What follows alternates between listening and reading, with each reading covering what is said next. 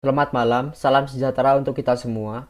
Syukur kita ucapkan atas nikmat kesehatan dan kesempatan yang Tuhan berikan kepada kita, sehingga kita dapat melaksanakan presentasi kali ini. Pada kesempatan kali ini, saya akan menyampaikan materi presentasi yang berjudul Teknologi Cloud Computing dan Penerapannya. Sebelumnya, saya juga ingin mengucapkan terima kasih kepada Bapak atau Ibu yang saya hormati. Terima kasih sudah menyaksikan video presentasi ini. Terima kasih juga sudah memberikan kesempatan kepada saya untuk tampil menjabarkan materi presentasi kali ini. Baiklah, sebelum saya mohon memperkenalkan diri. Perkenalkan, nama saya Rocky Fajar Prasetyo dengan NIM 682020041. Saya dari Fakultas Teknologi Informasi. Baiklah, untuk pemilihan materi ini, saya terdorong oleh rasa ingin tahu akan cloud computing yang mungkin masih asing terdengar di telinga kita. Mengetahui bahwa cloud computing merupakan salah satu istilah dari internet yang merupakan sistem kerja teknologi komputer yang banyak digunakan oleh perusahaan-perusahaan besar. Sehingga saya memilih materi ini untuk digunakan dalam presentasi kali ini. Baik, untuk materi pertama yaitu pengertian cloud computing menurut para ahli. Menurut para ahli pertama yaitu Loudon and Loudon pada tahun 2015 mengatakan bahwa cloud computing adalah sebuah model komputasi di mana aktivitas pemrosesan, penyimpanan, perangkat lunak, dan layanan lainnya disediakan layaknya sumber virtual terpadu pada suatu jaringan yang umumnya adalah internet, yang merupakan sumber daya komputasi dari cloud computing. Tersebar dan dapat diakses berdasarkan kebutuhan dari perangkat apapun dan dimanapun Anda terhubung. Baiklah, untuk selanjutnya adalah pengertian cloud computing dari Bradshaw dan kawan-kawannya pada tahun 2010. Dalam jurnalnya, Bradshaw mengatakan bahwa cloud computing adalah model pengembangan, penyebaran, dan penyampaian informasi yang memungkinkan pengiriman produk, layanan, dan solusi secara real-time melalui internet. Cloud atau awan adalah metafora dari internet sebagaimana awan dalam diagram jaringan komputer tersebut.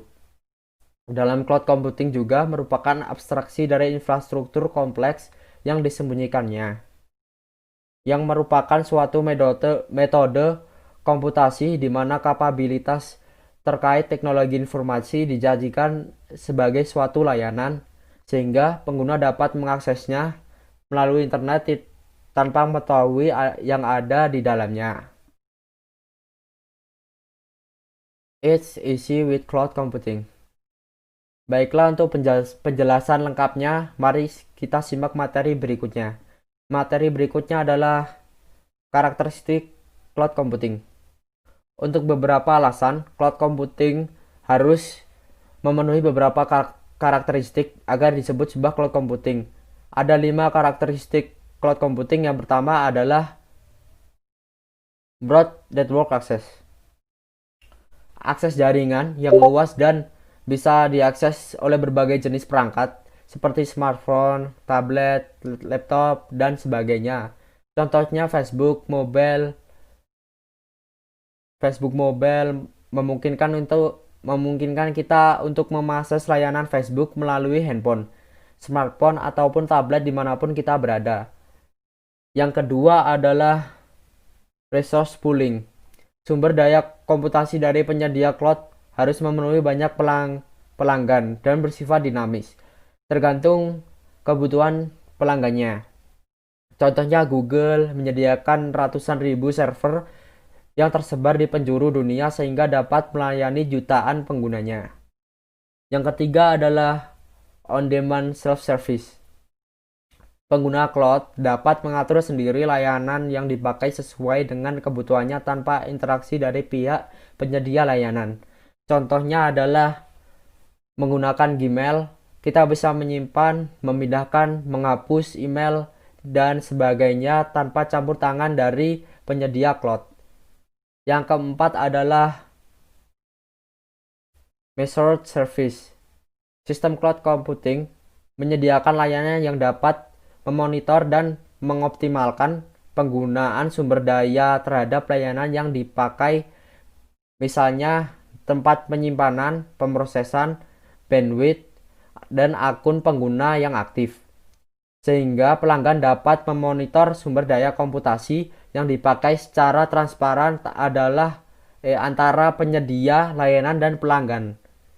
Misalnya adalah Dropbox, kita bisa menyimpan atau memantau space yang terpakai ataupun space yang masih kosong, mengetahui masa aktif akun dan lain sebagainya. Dan yang terakhir adalah Rapid Elasticity. Kapasitas layanan bersifat fleksibel tergantung kebutuhan pengguna, sehingga pengguna cloud dapat dengan mudah meminta menaikkan atau menurunkan kapasitas layanan sesuai kebutuhannya. Jadi kapasitas layanan ini seolah tak terbatas dan pengguna cloud dapat memilih sesuai dengan kebutuhan setiap saat. Misalnya adalah Microsoft Office 365. Kita bisa dengan cepat mengubah layanan yang diinginkan dari small ke bisnis atau sebaliknya sesuai dengan kebutuhan. Dari penjelasan karakteristik cloud computing, tentu saja cloud computing juga memiliki layanan utama yang memudahkan pengguna untuk mengelola data ataupun transaksi data. Berikut adalah layanan cloud computing berdasarkan jenisnya. Yang pertama adalah Software as Service atau disebut juga singkatnya adalah SaaS. Layanan yang berupa perangkat lunak. SaaS adalah di mana user bisa menggunakannya tanpa harus tahu teknis penyimpanan dan pengelolaan datanya.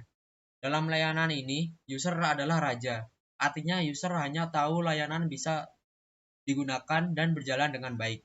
Kemudian, kemudahan lain dari software as service atau SaaS ini adalah user tidak perlu mengunduh aplikasi untuk menjalankan layanannya.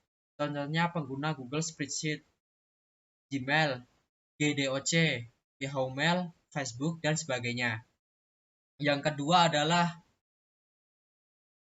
Platform as Service atau singkatnya adalah PaaS. Layanan yang berupa platform siap pakai.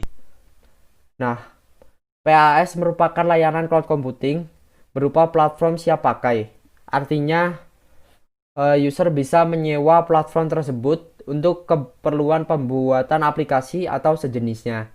Platform yang disewa user adalah sudah dilengkapi dengan sistem operasi, database engine, network, dan sebagainya. Salah satu penyedia PaaS ini adalah IBM Bluemix.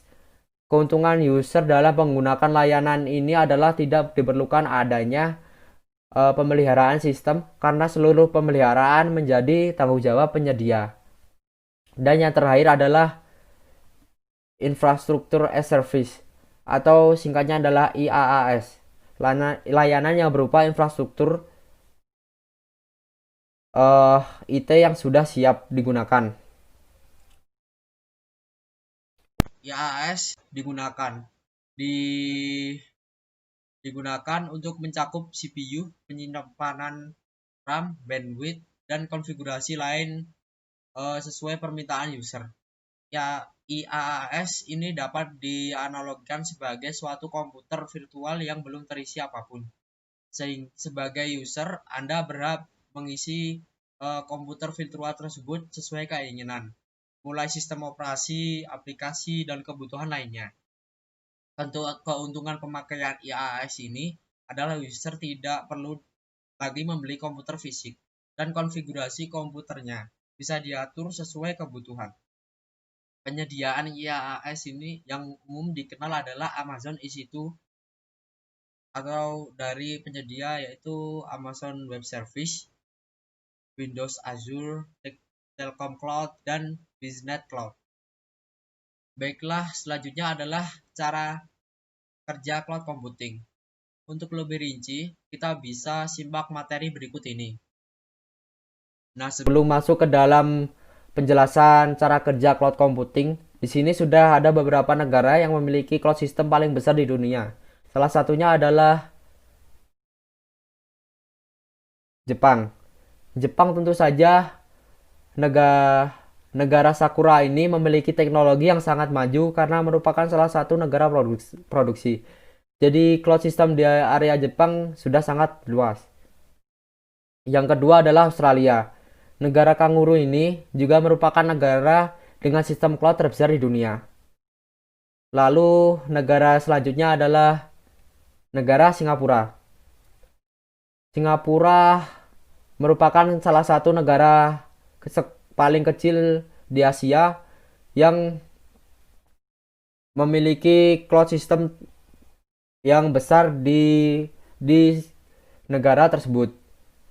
Lalu untuk selanjutnya adalah Amerika Serikat atau USA.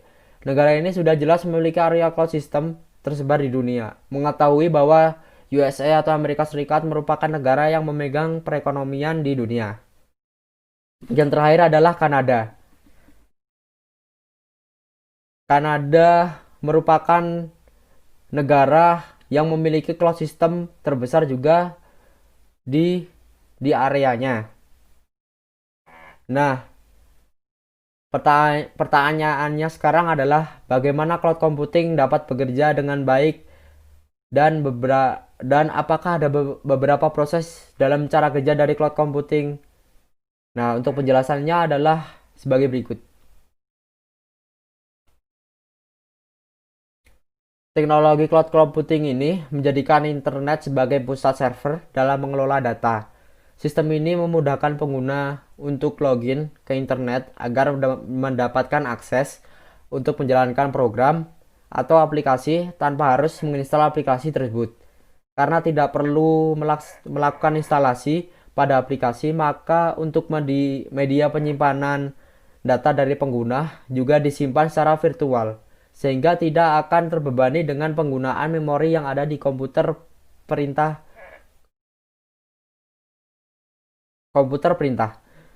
Perintah-perintah yang digunakan oleh pengguna tadi selanjutnya akan dilanjutkan ke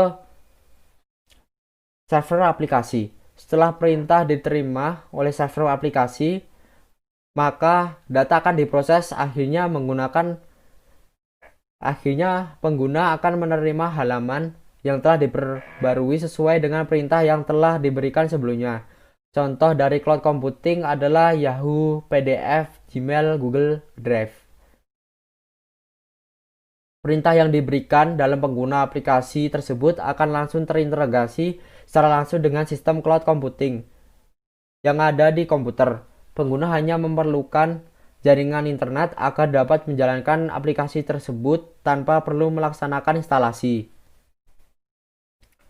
Sebagai contohnya yaitu ketika kita sedang dalam perjalanan jauh tetapi kita tidak membawa peralatan kerja seperti laptop atau ataupun peralatan lain seperti uh, memori atau flash disk dan lain-lain.